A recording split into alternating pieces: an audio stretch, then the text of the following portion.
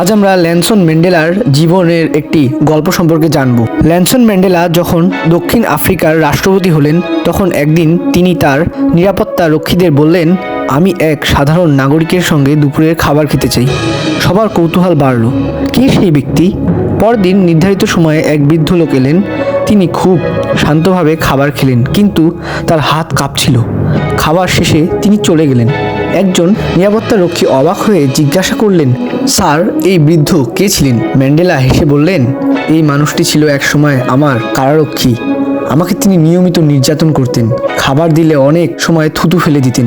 আমি যখন মুক্তি পেলাম তখনও তিনি মনে করেছিলেন আমি প্রতিশোধ নেব, কিন্তু আমি তাকে শুধু এক কাপ চায়ের জন্য আমন্ত্রণ জানিয়েছি, যাতে তিনি বুঝতে পারেন ক্ষমা প্রতিশোধের চেয়ে অনেক শক্তিশালী। এই গল্প আমাদের শেখায় যে নেতৃত্ব মানে প্রতিশোধ নয়, ক্ষমা ও মানবতাই আসল শক্তি। গল্পটি ভালো লাগলে চ্যানেলটি সাবস্ক্রাইব করে দিবেন। ধন্যবাদ।